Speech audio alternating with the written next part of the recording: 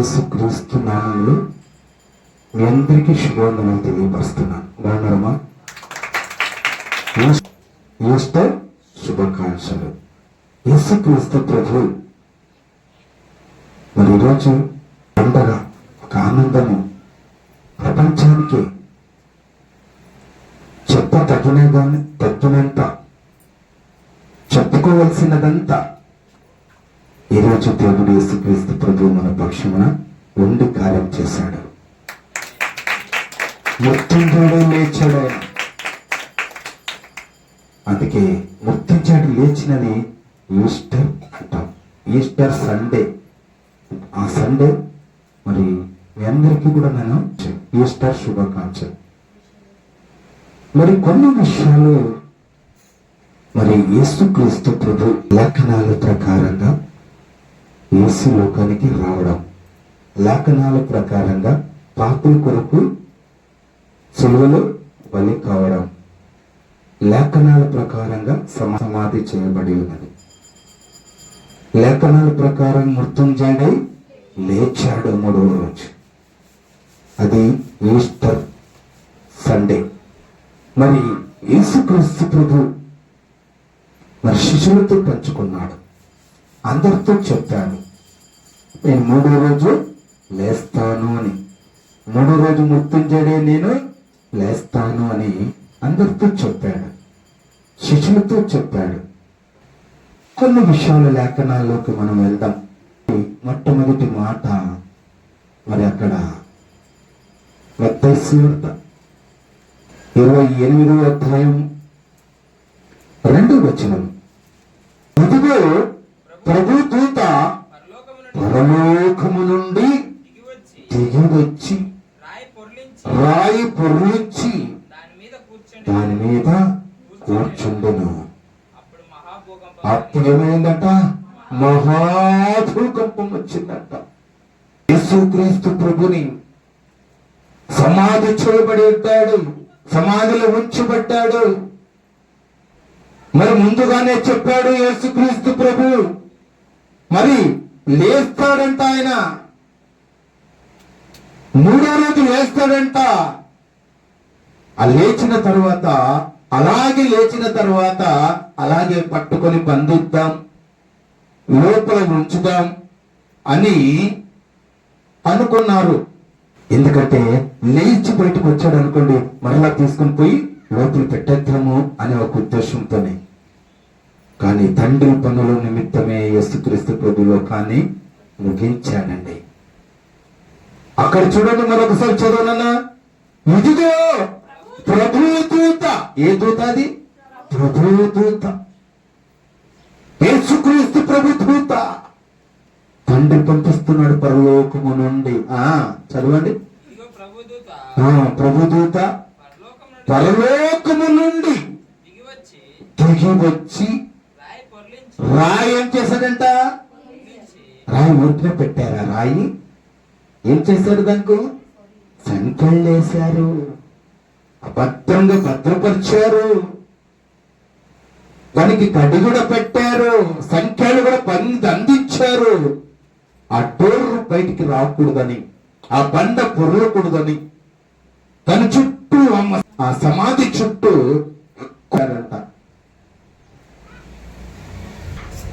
ఉంచినప్పటికీ లేఖనాల ప్రకారంగా లోకానికి వచ్చాడు, లేఖనాల ప్రకారంగా సిలువలో మరణించాడు, లేఖనాల ప్రకారంగా మృత్యుంజయుడై లేస్తాడు. కాబట్టి మనం అందరూ కూడా అలాగే ఉంచాలి అనుకుంటూ ఉన్నారు.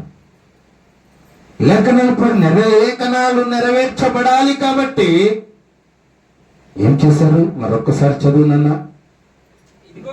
ఇదిగో ప్రభు దూత పరలోకము నుండి దిగివచ్చి రాయి పొర్లించింది.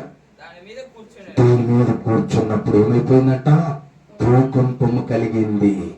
ఏమైపోయారు? కాపురా ఉన్నవారేమైపోయారు? పారిపోయారు. ఆ దూత స్వరూపం అంట ఎలా ఉంటుందంట? ఆ దేవదూత ఎలా ఉందంట? మెరుపు వలె మెరుస్తూ ఉంది. అతని వస్త్రం అంట హిమమనంట తెల్లగా ఉండడు. అతనికి భయపడటం వలన కావలి వారు ఏం చేశారంట? వణుకుతూ ఉన్నారు. చచ్చిన వారి వలె మౌనంగా ఉండిపోయారంట. భయపడ్డారు. అక్కడ ఉన్న సైనికులు చచ్చిన వారిలాగా ఉండిపోయారట. ఎవరు నడిపించారు? లేఖనాల ప్రకారంగా మృత్యుంజయుడై తిరిగి లేచాడు. మరి సైనికులు ఏమయ్యారు? రాజులు ఏమయ్యారు? ఆయన చెప్పిన ప్రకారంగా మృత్యుంజయుడై లేచాడండి. సంఖ్యలు బంధించాయా? చెప్పండి. సైనికులు బంధించిన విధంగా ఉన్నారా? లేఖనాలు నెరవేర్చడానికి యేసుక్రీస్తు ప్రభు లోకానికి పంపించాడు కన్న తండ్రి. నెరవేర్చబడాలి అంటే ఈ క్రైస్తవులు ఈ రోజు చెప్పుకుంటున్నారు యేసుక్రీస్తు ప్రభు గురించి అంటే ఆయన లేవలేకపోయి ఉంటే క్రైస్తవం లేదండి. క్రైస్తవునికి పునాదే లేదు. ఆయన లేచాడు కాబట్టి ఎంతో మంది పండితులు, ఎంతో మంది శాస్త్రవేత్తలు, ఎంతో మంది ఈ ప్రపంచాన్ని ఏలే వ్యక్తులే సమాధులు అలాగే ఉండిపోయాయి. యేసుక్రీస్తు ప్రభు సమాధి మాత్రము ఖాళీగా ఉన్నది. ఎందుకంటే ఏం చేశాడు? అక్కడ లేడు కాబట్టి లేచి ఉన్నాడు. లేచి ఉన్నాడు కాబట్టి సమాధి ఖాళీ ఉన్నదండి. చూసారా? ఎవ్వరూ లేవలేదండి. చనిపోయి తిరిగి లేచిన యేసుక్రీస్తు ప్రభు తప్ప ఎవ్వరు లేరు ప్రపంచంలో. అందుకే నీతిమంతుడు ఒక్కడును లేడు.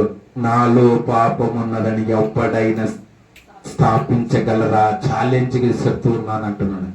నిరూపించగలరా? యేసుక్రీస్తు ప్రభు గొప్పతనం అండి. యేసుక్రీస్తు ప్రభు అంటే గొప్పవాడు. ఆయన తప్ప ఎవ్వరు ప్రపంచంలో లేడని పరిశుద్ధ గ్రంథం తెలియపరుస్తూ ఉంది. ఎవ్వరు లేరు. చనిపోయిన వ్యక్తులు ఎవరు తెలియచేసుకోండి. మీరు చెక్ చేసుకోండి. ప్రపంచంలో ఎవరైనా ఉన్నారా? ఎవరైనా సమాధి చేయబడి తిరిగి లేచిన వారు ఎవరైనా ప్రపంచంలో ఉన్నారా? ఎవ్వరు లేరండి. యేసుక్రీస్తు ప్రభు తప్ప ఎవ్వరు లేరు. అందుకే ఆ గొప్పతనం ఎక్కడికి వెళ్ళినా యేసుక్రీస్తు ప్రభు ఫాలోవర్స్ ఎక్కువ మంది ఉన్నారు. 90% దగ్గర క్రైస్తవులు ఉన్నారండి. ఇంకా 10% మాత్రమే. అందుకు వెయిట్ చేస్తూ ఉన్నాడు కన్న తండ్రి. వాళ్ళు కూడా మారాలి, వాళ్ళు తెలుసుకోవాలి. తెలుసుకున్న తర్వాత ఆయన రెండవ రాకడ యుగాంతం కొరకు ఆయన ఈ లోకానికి వస్తాడు. 2012కి యుగాంతం వస్తుందని చెప్పి శాస్త్రవేత్తలు చెప్పారు. అప్పుడు కాదండి యుగాంతం వచ్చేది. యేసుక్రీస్తు ప్రభు మరలా రెండవ రాకడ లోకానికి రావాలి. పరిశుద్ధులుగా ఉన్న వారిని ఆయన ఇంట పెట్టుకొని తీసుకుని వెళ్ళాలి. ఆయన వచ్చిన తర్వాత సమాధులు తెరవబడతాయి.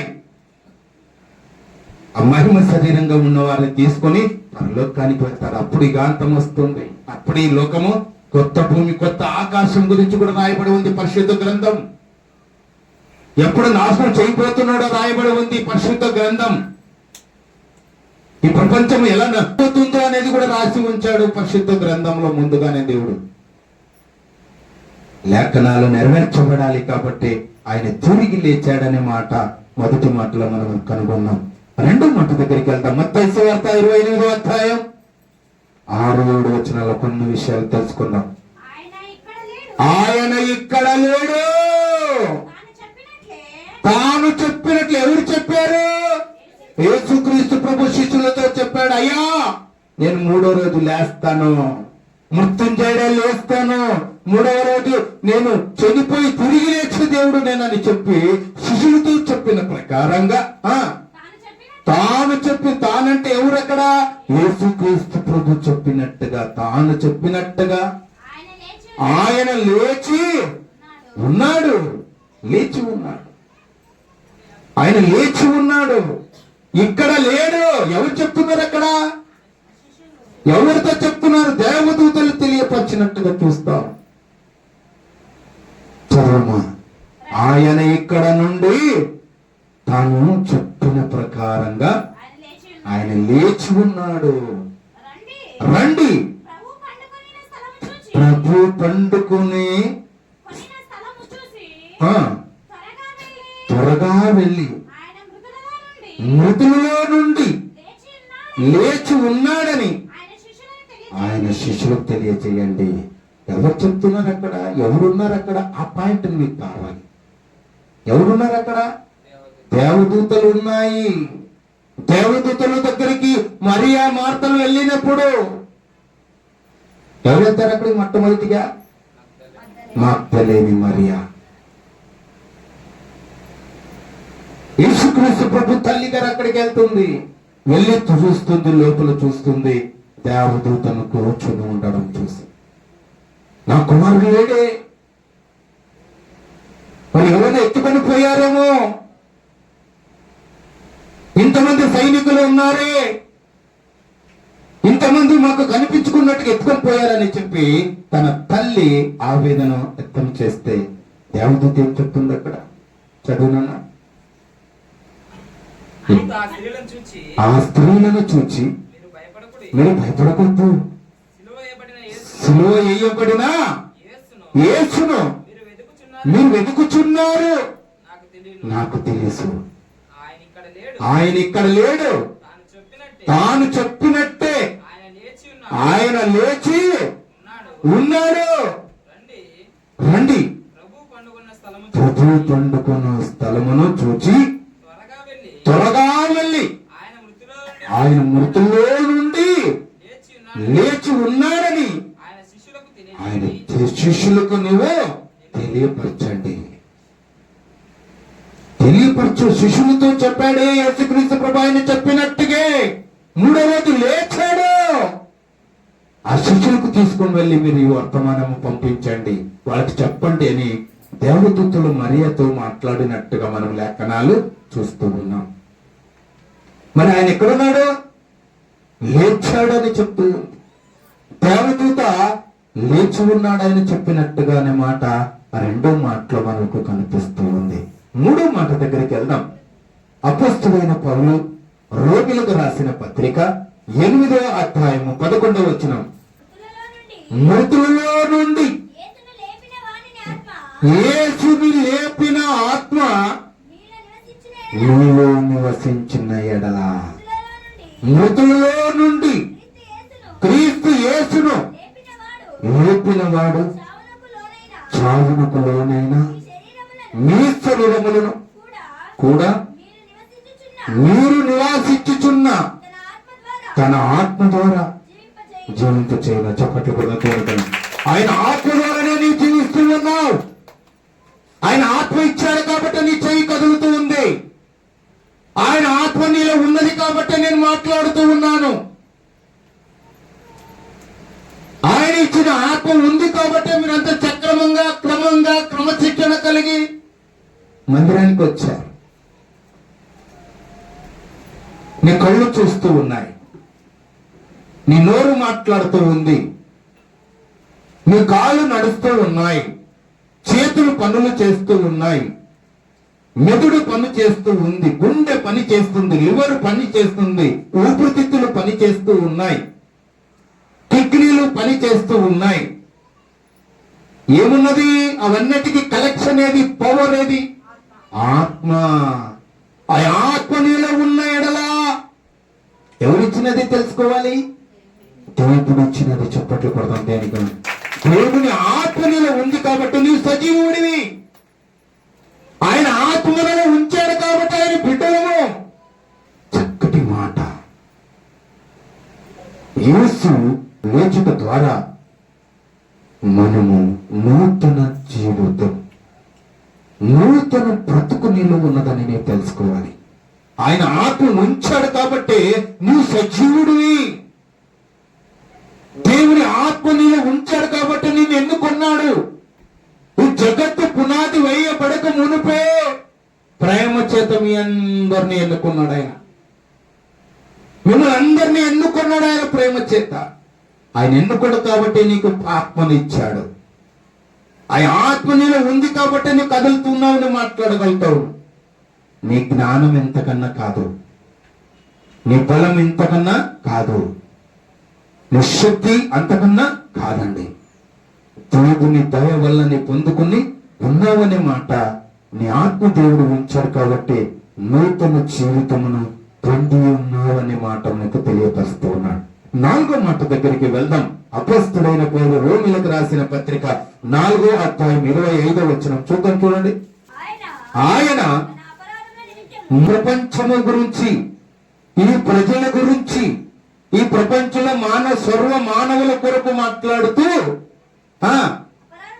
అపరాధముల నిమిత్తము అప్పగింపబడ్డాడంట యేసుక్రీస్తు ప్రభు. అపరాధము, నీవు చేసిన అపరాధములు, నీవు చేసిన చెడ్డ తలంపులు, నీవు ఆలోచన చేసిన చెడ్డ తలంపు వల్ల పాపము నుండి, శాపం నుండి, రోగము నుండి నీవు చేసినవన్నీ కూడా నీవు భరించవలసిన దానివి. అలాంటిది అప్పగింపబడి అట మనము నీతిమంతులముగా తీర్చబడుటకై లేపబడను. నీవు తీర్చబడడానికి, నీవు నీతిమంతుడుగా కావాలని నీవు తీర్చబట్టాలి. నీ చదువు రాకపోతే ఏం చేస్తారండి? చదువు నేర్పిస్తారు. తీర్చిదిద్దడం దాని అర్థం. అవునా కదా? నువ్వు నీతివంతుడుగా, పరిశుద్ధుడుగా తీర్చబడాలంటే ఆయన అప్పగించబడ్డాడు, ఆయన సిలువ వేయబడ్డాడు, నీకు బదులుగా ఆయన తన భరించి ఉన్నాడు. నువ్వు చదువుమా, నువ్వు నీతిమంతురాలుగా తీర్చబడుటకై లేపబడెను.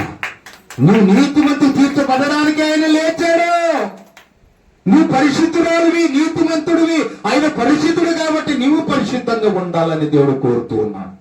ఎందుకంటే ఆయన స్వరూపంలో నుండి వచ్చిన వాళ్ళం కాబట్టి. ఇంకా మరలా సిలువనయ్యవద్దు దేవునికి, మళ్ళా సిలువను అయిపోయవద్దు. నీ దురాలోచనలు, దుర్బుద్ధులు, దుష్టు బుద్ధులు, అహంకారము, పొగురు ఇవన్నీ కూడా యేసునామములో నీవు విడిచిపెట్టాలి. దేవునికి తన్ను తాను తగ్గించుకునేవాడే ఆయన రాజ్యంలో హెచ్చింపబడతాడు.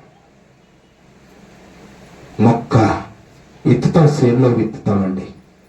చెనిక్కాయలు ఇత్తేవనుకోండి, ఎన్ని రోజులకు వస్తుంది మొలక పైకి? అమ్మ రైతులు చెప్పాలి. విత్తనం ఎత్తినప్పుడు ఎన్ని రోజులకి మొలక కనిపిస్తుంది? ఎన్ని రోజులమ్మా?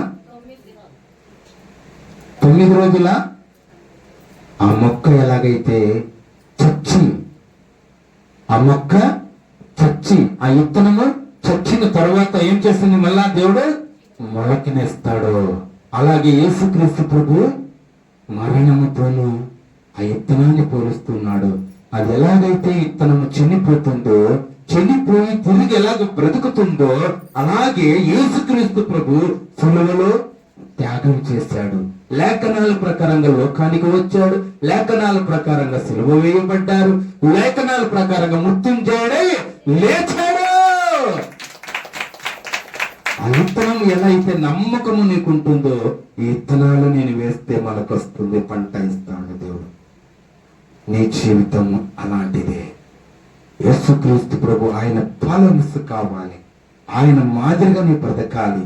ఎందుకంటే ఆయన రక్తము, ఆయన స్వరూపము, ఆయన సొగసు నీలో ఉంచాడు, ఆయన ఆత్మ నీలో ఉంచాడు. కాబట్టి తెలుసుకోవాలి, సత్యాన్ని తెలుసుకోవాలి. ఇది 4వ మాటలో మనకు యేసు తిరిగి ఇచ్చుట ద్వారా మనము నీతిమంతులుగా తీర్చబడితిమి అనే మాట మనం తెలుసుకున్నాం. మరి 5వ మాట దగ్గరికి వెళ్దాం. 5వ మాట దగ్గరికి వెళ్దాం. చూడండి మత్తయి సువార్త 28వ అధ్యాయము 18-19. అయితే యేసు వారి యొద్దకు వచ్చి పరలోకమెందునో భూమి మీదనో సర్వాధికారమును ఎవరికి ఇవ్వబడి ఉన్నది? కొట్టు చెప్పట్లు దేవునికి మహిమకరంగా. సర్వాధికారములు ఇవ్వబడి ఉన్నది, పరలోకములో ఇవ్వబడి ఉన్నది, భూలోకములో సర్వాధికారములు యేసుక్రీస్తు ప్రభుకు ఇవ్వబడి ఉన్నదని కన్న తండ్రి ఆయన యేసుక్రీస్తు ప్రభుకి ప్రకటిస్తూ ఉన్నారు. సర్వ అధికారములు ఇయ్యబడి ఉన్నాయని అపోస్తుడైన అక్కడ మత్తయ్య సువార్తలు మనకు కనిపిస్తూ ఉంది. మత్తయి సువార్తలు మనకు దేవుడు స్పష్టంగా మనకు తెలియపరుస్తూ ఉన్నాడు. పరలోకమెందును భూమి ఎందును నాకు సర్వ అధికారములు ఇయ్యబడి ఉన్నవి అనే మాట తెలియపరుస్తూ ఉన్నాడు. మరి 6వ మాట దగ్గరికి వెళ్దాం. ప్రకటన గ్రంథం 1వ అధ్యాయము 8వ వచనం.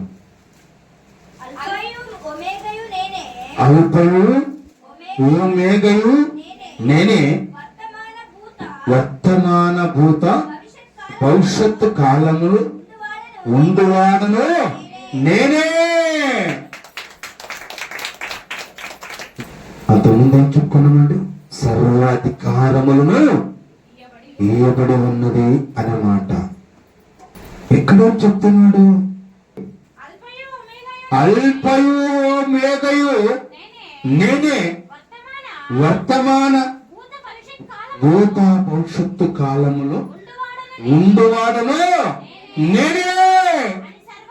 సర్వాధికారి దేవుడు ప్రభువు సెలవిస్తూ ఉన్నాడు. దేవుడవు ప్రభు, చూసావా? దేవుడవు ప్రభు భవిష్యత్తు కాలములో నుండి యుగయుగములు దేవుడు ఆయన యుగయుగములో దేవుడై ఉన్నాడు యేసుక్రీస్తు ప్రభు. సర్వాధికారములు పరలోకములో భూలోకములో సర్వాధికారములు ఇవ్వబడి ఉన్నదనే మాట మనం విన్నాం. ఇక్కడ భూత భవిష్యత్తు కాలములు అల్పయు ఓమేగయు నేనే. కొత్త నిబంధన గ్రంథము పాతని గ్రంథాన్ని నెరవేర్చబడాలని, సంపూర్ణంగా పరిపూర్ణంగా నెరవేర్చబడాలని క్రీస్తు అధికారం ఇవ్వబడి ఉన్నది. 19వ వచనము.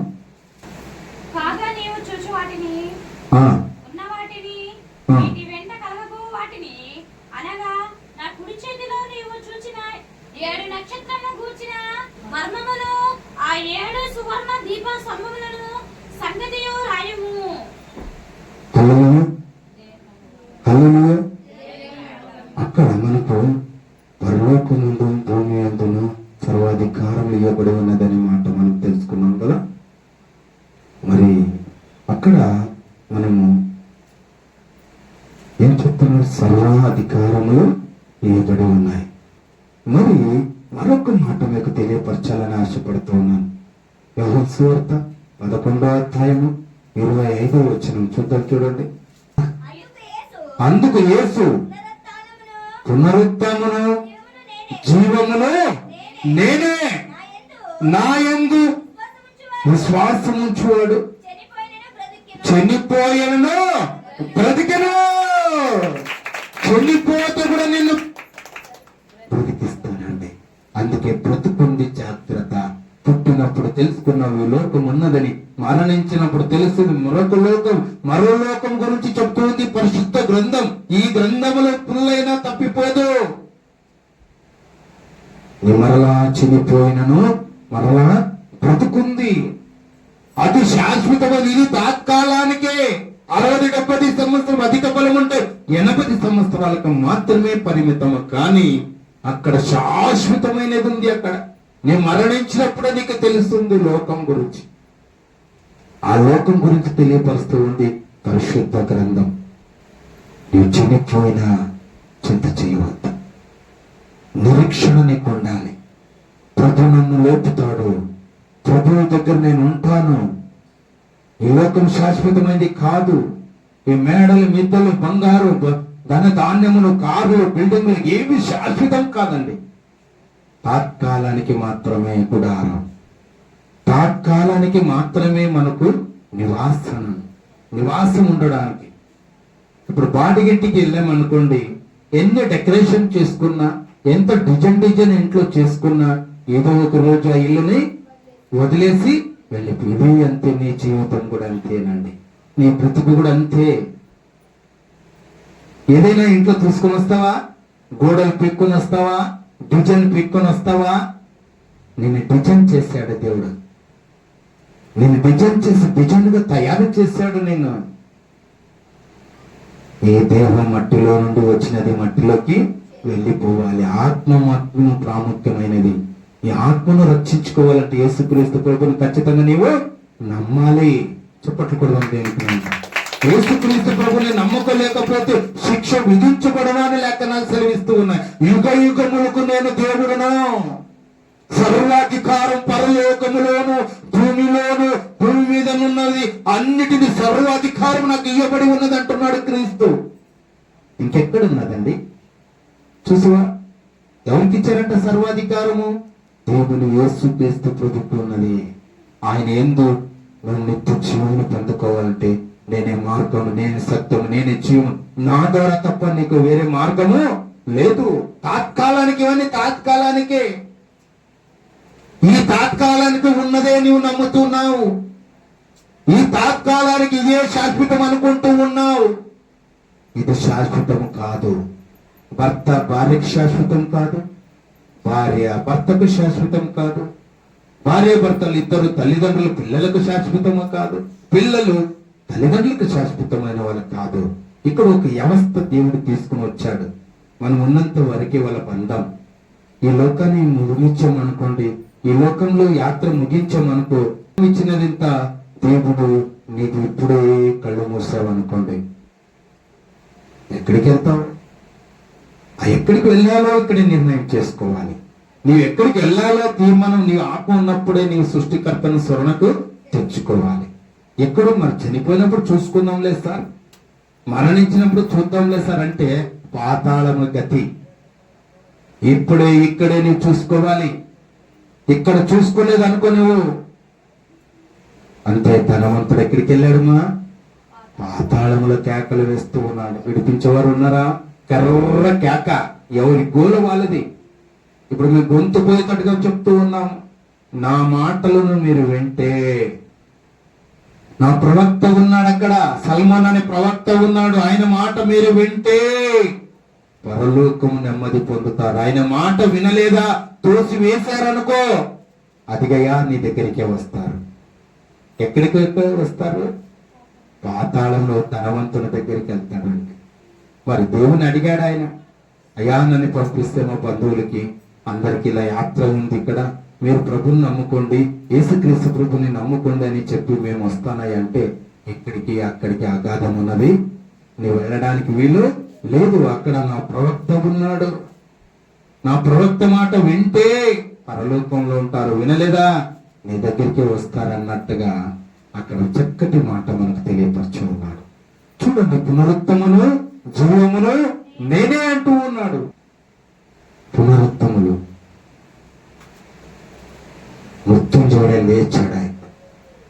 ఆ సమాధి అంట, ఆ బండ సమాధి లాక్ చేశారు కాబట్టి యేసుక్రీస్తు ప్రభు సమాధికి. అది ఎంత బరువు ఉందంటే 2 టన్నులు ఉందంట. 2000 కేజీలు ఆ రాయి ఉందంట. అలాంటిది కదిలించేశాడు దేవదూత వచ్చి.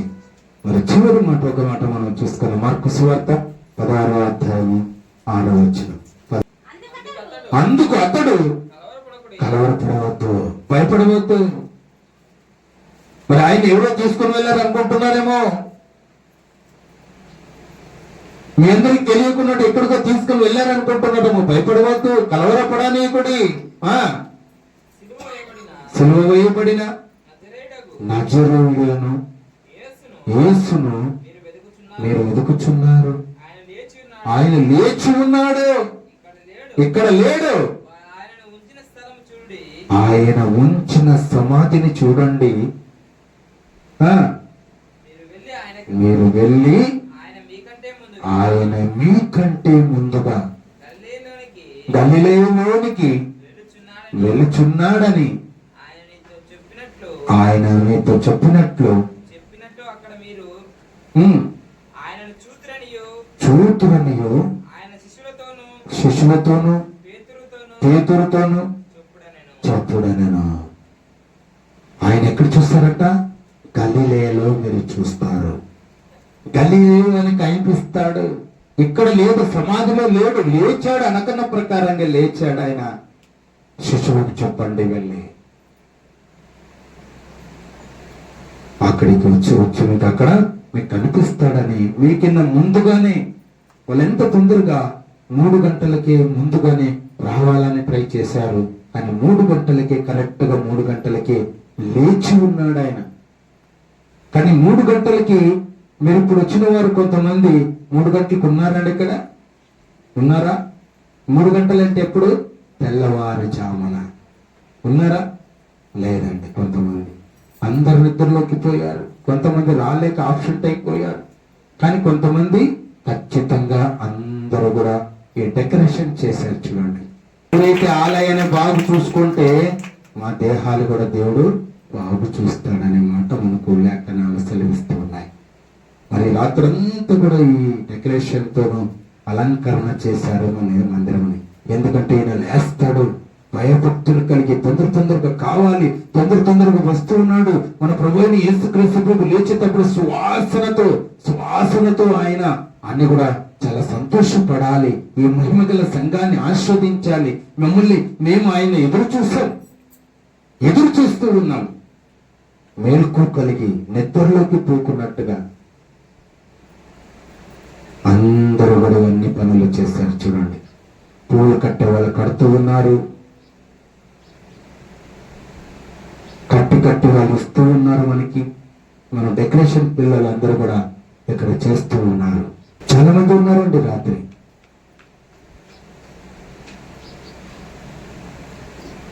దేవుని సన్నిధి అంటే మీకు లెక్కలేదు, దేవుడు టైం అంటే మీకు లెక్కలేదు. ఆయనకి మీరు విలువ ఇవ్వకపోతే నీకు ఎవరు ఇస్తారు విలువ? దేవాది దేవుడికి టైమును కేటాయించలేకపోతే నీకు ఎవరు ఇస్తారు టైము? దేవునికి ఇష్టంగా బ్రతకాలని ఆశ లేదా?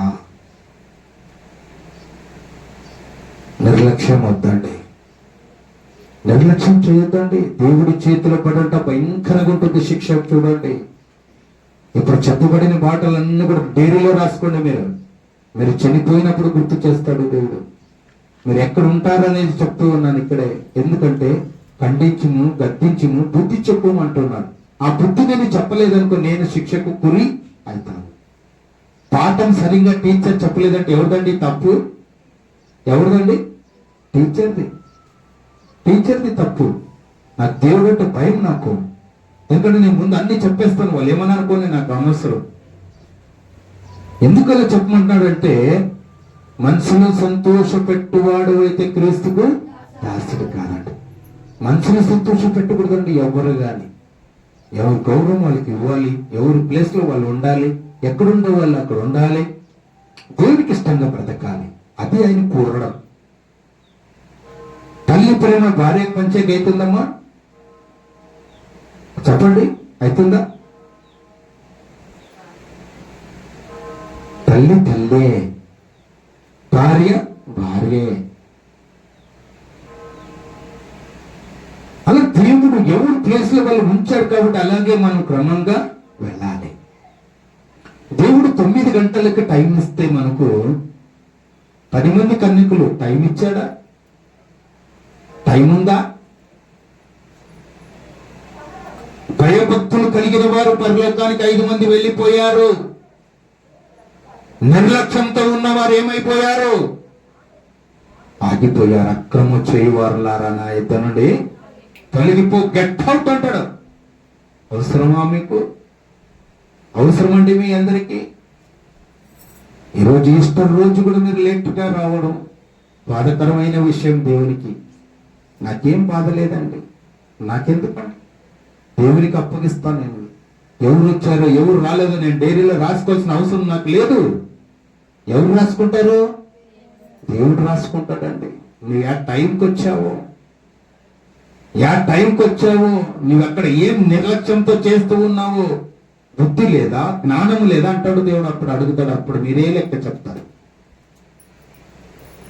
టైమును, క్రమశిక్షణ కలిగి లేకపోతే నేను లెక్క అడగడా కన్న తండ్రి? కన్న తండ్రి ఎప్పుడు రాత్రిపూట్లు వచ్చినా కూడా ఉదయం వెళ్ళిన దానివి రాత్రికి అమ్మాయి వచ్చింది ఇంటికి, రాత్రి 12 గంటలకు వచ్చింది అనుకోండి, అమ్మాయి ఎలాగో తిరిగి వచ్చావు తల్లి, రామ్మ ఉంటే ఉండని పిలుచుకుంటారా? అడగవా? అడుగువా? బెత్తము వాడలేని తండ్రి కుమారునికి విరోధి. నేను విరోధి కాలేనండి దేవుడికి. నేను ఇష్టంగా చనిపోవాలనుకుంటున్నాను. నేను ఇష్టంగా చనిపోవాలి దేవుని విషయంలో అనుకుంటున్నాను. కరెక్ట్గా ఉన్నాం. ఈ మహిమగల సంఘం మీ అందరి వల్ల వచ్చినది, నా ఒక్కని వల్ల కాదు. తెలుసుకోండి. మీరందరూ కూడా మహిమగల సంఘంలో ఎలా ఉండాలి తెలుసా? ఎస్ ఆర్ నో అని అర్థం ఉండాలి. వచ్చేది ఎలాగో వస్తావు. నీ బ్రతుకు మారలేకపోతే, నీ మనసు మార్చుకోలేకపోతే ఎవరికి మాత్రం ఇష్టం ఉంటుందండి? ఆలోచించు. ఇంటికి వెళ్ళిన తర్వాత ఆలోచించు. అపోస్తలుడైన పౌలు గారు ఆలోచించాడు. ఏం ఆలోచించాడు? నేను క్రీస్తుని సంతోషపెడుతున్నానా? నేను మనుషుల్ని సంతోషపెడుతున్నానా? చెక్ చేసే దాంట్లో తప్పు లేదండి. చెక్ చేసుకోండి, సరి చేసుకోండి, మీ బ్రతుకులు మార్చుకోండి, దేవునికి ఇష్టంగా బ్రతకండి, పరలోకాన్ని చేరండి. టైం అంటే టైం. నేను ఎందుకు టైం పెట్టుకుని టైం అడుగుతున్నాను, టైం క్రమాన్ని పాటిస్తున్నాను చెప్పండి? టైం టు టైము మహిమగల సంఘంలో ఉండాలి. ఎవరు బతుకుతారో లేదో మనకు తెలియదు, అనవసరం. ఎంతమంది ఎలా ఉన్నారో మనకు అనవసరం. మన కుటుంబం ముఖ్యం, మన కుటుంబం ముఖ్యం, మన సంఘం మనకు ముఖ్యం. సహోదర ఐక్యత కలిగి ఉండటం ఎంత మేలు, ఎంత మనోహరము. కలిసి మంచి కరెక్ట్ టైంకి రావాలి, టైంకి వెళ్ళిపోవాలి. మన టైం ఎంత అండి? 9 నుండి 11:30కి అయిపోతుంది. రాయదుర్గంలో ఎవరిదన్నా అవుతుందా టైంకి? చెప్పండి, అవుతుందా? కానీ దేవుడు మనకు సమయం ఇచ్చాడు. ఆ సమయం ముగించుకున్నాం. మళ్ళా కార్యక్రమం ఉన్నప్పుడు మాత్రం ఒక అర్ధగంట రెస్ట్ అవుతుంది. ఎంత అవుతుందండి? 12 గంటలు అవుతుంది. నేను టైంని పాటిస్తాను, మీరును టైం పాటించండి, క్రమాన్ని పాటించండి. శ్రద్ధగా ఆయన మాటలు వినండి, హృదయంలో ఉంచుకోండి. నిర్లక్ష్యంతో నీవు ఉంటే ఆశీర్వాదాలు నీకు రావండి. కరెక్ట్ టైంకి వెళ్తే, నువ్వు డ్యూటీకి వెళ్తేనే నీకు జీతం ఇస్తారు. నువ్వు ఎప్పుడు పడితే అప్పుడు నాకేం పర్మనెంట్ ఉందిలే, గవర్నమెంట్ జాబులే, నేను ఎప్పుడైతే ఏముందిలే అనుకోలేక అవుతుందా? నీ పై అధికారి ఉండడా? ఉండడమ్మా, ఉంటాడా లేదా? ప్రతిదానికి పై అధికారి ఉన్నాడు. లెక్క చెప్పాలి, చూడండి. జాగ్రత్తగా బ్రతకండి. టైం అంటే టైంను పాటించాలి. నాకు 1000 మంది నాకు అవసరం లేదు, మీరు ఉన్నవారే చాలు మాకు. నాకు 1000 మంది నేను ఆశపడను. 5 మంది పరలోకానికి వెళ్ళారు. ఈ మహిమగల సంఘంలో ఉన్న ప్రతి ఒక్కరు కూడా ఈ కుటుంబంలో ఉంటే చేరితే చాలు నాకు. నేను డబ్బు కోసం సేవ చేయడం లేదు, దశభాగాల కోసం సేవ చేయడం లేదు, కానుకల కోసం సేవ చేయడం లేదు. కానీ మీ ఆత్మను రక్షించే సేవలో నేను సేవ చేయాలని. ఎక్కడికి వెళ్ళినా నేను కానుకలు తీసుకున్నాను. ఎవరికి పోయినా, ఎక్కడికి భూస్థాపన కార్యక్రమానికి పోయినా కూడా డబ్బిస్తారండి, ఇస్తారు. పుట్టిన దానికి డబ్బిస్తారు, చావుకు డబ్బిస్తారు. విలేజ్కి అదే పనిగా తిరుగుతూ ఉంటారు మన సహోదరులు. ఎక్కడెక్కడ చనిపోయారు, ఎక్కడెక్కడ కార్యక్రమాలు జరుగుతూ ఉన్నాయి, ఎక్కడెక్కడ పోయి మనము వెళ్దాం, అక్కడికి వెళ్తే కానుకలు వస్తాయి అనే మహానుభావులు ఉన్నారు. అలాంటి స్థితిలో నేను ఉంచలేదు. దేవుడు నాకు దేవుడు నిత్య స్థితినే ఉంచాడు. చెప్పట్టు కూడా దేవుడికి నిత్య స్థితి నేనందరికీ కూడా ఇచ్చేవాడిని. నేను ఇలా అడుక్కునేవాడిని, నన్ను చేయలేదు నా దేవుడు. ఎన్ని కష్టాలు వచ్చినా, ఎన్ని బాధలు వచ్చినా నా కన్న తండ్రి నాతో ఉన్నాడు, నన్ను నడిపిస్తూ వస్తూ ఉన్నాడు. నేను పడిన కష్టాల మీద ఎవ్వరు పడలేదు, నేను పొందినంత శ్రమలు ఎవ్వరు పొందలేదు.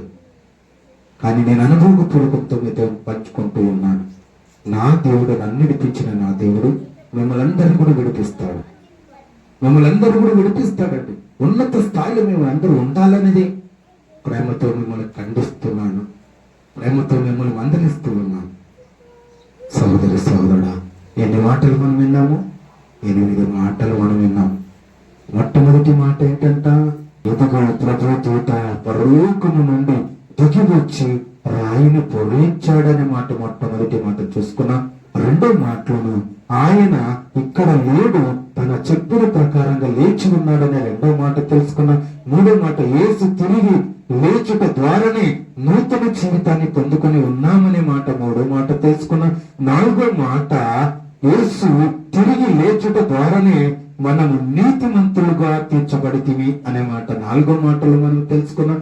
ఐదో మాట పరలోకమందును భూమి యందును నాకు సర్వ అధికారం ఇవ్వబడి ఉన్నదని ఐదో మాటలో తెలుసుకున్నాం. ఆరో మాటలోన అక్కడ నేను మొదటి వాడును కడపటి వాడును యుగ యుగములు నేనే దేవుడు అనే మాట మనం తెలుసుకున్నాము. అక్కడ ఏడో మాటలోనే పునరుత్తమును జీవమును నేనే అనే మాట 7 మాటలో తెలుసుకున్నాం. 8వ మాటలో యేసు లేచి ఉన్నాడు, గలీలయలో మీ అందరికీ కూడా కనిపిస్తాడనే మాట మనం విన్నాం. ఈ 8 మాటలు మీరు విన్నారు. యేసుక్రీస్తు ప్రభువు లేయలేకపోతే, ఆయన పునరుత్తమును లేయలేకపోతే, ఆయన గుర్తించేడగా లేయలేకపోతే క్రైస్తవులు ఎక్కడ ప్రపంచంలో ఉండరండి. అందుకే ప్రపంచంలో యుగయుగములో దేవుడు యేసుక్రీస్తు ప్రభు అనే సత్యాన్ని తెలియపరిచి ఉన్నాడు. అందుకే ఆయన సమాధి ఇప్పటి వరకు ఖాళీగానే ఉన్నదని మాట మనకు లేఖనాలు తెలియపరుస్తూ ఉన్నారు. అక్కడికి ఇజ్రాయేలుకు అక్కడ పోయిన తర్వాత చాలా మంది మనకు మన సహోదరులు వీడియోస్ పెడుతూ ఉన్నారు. సమాధి ఖాళీగానే ఉంది, మీరు చూడవచ్చు ఇక్కడ యేసుక్రీస్తు ప్రభు సమాధి అని చెప్తూ వీడియోస్ కొన్ని పంపిస్తూ ఉన్నారు. యూట్యూబ్ లో పంపిస్తూ ఉన్నారు, ఫేస్బుక్ లో పంపిస్తున్నారు, అన్నిటిని కూడా పంపిస్తూ ఉన్నారు అక్కడికి వెళ్ళిన వారు. సహోదరి సోదరుడా, ఇంతటితో నేను వాక్య భాగాన్ని ముగిస్తున్నాను.